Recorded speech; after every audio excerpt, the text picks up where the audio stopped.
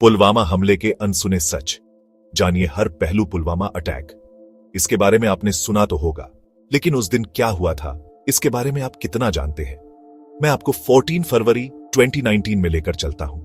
जम्मू और कश्मीर में central reserve police force या सीआरपीएफ के लिए यह एक आम दोपहर थी। 70 से ज्यादा गाड़ियों का एक बहुत बड़ा काफिला, जिसमें 2500 से ज्यादा जवान थे, जम्मू श्रीनगर हाईवे पर जा रहा था। इन जवानों के लिए यह एक रूटीन ट्रांसफर होना था, लेकिन दोपहर करीब 3:15 बजे पुलवामा जिले के लेथपोरा नाम की जगह के पास सब कुछ बदल गया। 300 किलोग्राम से ज्यादा एक्सप्लोसिव से भरी एक कार अचानक काफिले की एक बस से टकरा गई। धमाका इतना जोरदार था कि उसकी आवाज कई किलोमीटर दूर तक सुनाई दी। कुछ ही सेकंड में सीआरपीएफ के 40 बहादुर जवान शहीद हो गए। यह सिर्फ एक हमला नहीं था, यह दशकों में इंडियन सिक्योरिटी फोर्सेस पर हुए सबसे जानलेवा आतंकी हमलों में से एक था। तो इसके पीछे कौन था? लगभग तुरंत ही जैश-ए-मोहम्मद नाम के एक पाकिस्तान बेस्ड आतंकी ग्रुप ने इसकी जिम्मेदारी ली।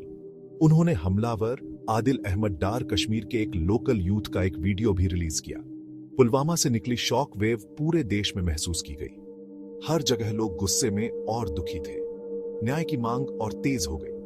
इंडियन गवर्नमेंट ने तुरंत पाकिस्तान को हमलावरों का सपोर्ट करने का आरोप लगाया और दोनों देशों के बीच डिप्लोमेटिक टाइज एक नए निचले स्तर पर पहुंच गए।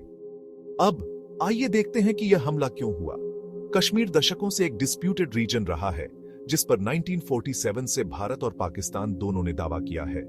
सालों से militancy, political instability, cross border terrorism ने इस एरिया को लगातार अशांत रखा है। लेकिन पुलवामा अपनी शीर स्केल और जिस तरह से इसे अंजाम दिया गया, उसकी वजह से अलग था। 2000 के शुरुआती सालों के बाद से इंडियन फोर्सेस के खिलाफ इस तरह से सुसाइड कार बम का इस्तेमाल पहले कभी नहीं हुआ था। जवाब में भारत ने पाकिस्तान के अंदर बालाकोट में एक टेरर कैंप पर एयर स्ट्राइक्स की। यह एक मेजर एस्केलेशन था और कुछ तनावपूर्ण दिनों तक दुनिया ने देखा कि दो न्यूक्लियर आर्म्ड पड़ोसी एक दूसरे को धमकियां दे रहे थे। देश में वापस आकर शहीद जवानों के लिए श्रद्धांजलि और कैंडल मार्च निकाले गए। उनका बलिदान देश के लिए एक रैलिंग पॉइंट बन गया और उनके नाम आज भी सम्मान के साथ याद किए जाते हैं। लेकिन उसके बाद क्या हुआ? इन्वेस्टिगेशन में कॉन्वॉय सिक्योरिटी में कमियां सामने आई और इंटेलिजेंस फेलियर को लेकर सवाल उठाए गए। कुछ लोगों ने तो अटैक के पॉलिटिकल इंपैक्ट पर भी बहस की, क्योंकि यह नेशनल इलेक्शन से ठीक पहले हुआ था। आखिर में पुलवामा अटैक भारत को अपनी सीमाओं और लोगों की रक्षा करने में आने वाली चुनौतियों की एक दुखद याद दिलाता है। यह कांस्टेंट विजिलेंस, बेहतर इंटेलिजेंस और सबसे बढ़कर ऐसे क्षेत्र में शांति की जरूरत को उजागर करता है जिसने बहुत ज्यादा हिंसा देखी है।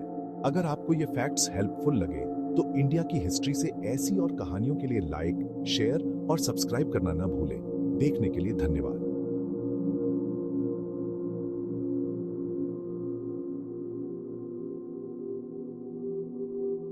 14 फरवरी 2019, लेथपोरा, 40 शहीद। जवाब में बालाकोट, देश में शोक और बहस। यह घटना हमें याद दिलाती है कि शांति और सुरक्षा पर निरंतर काम कितनी आवश्यक है।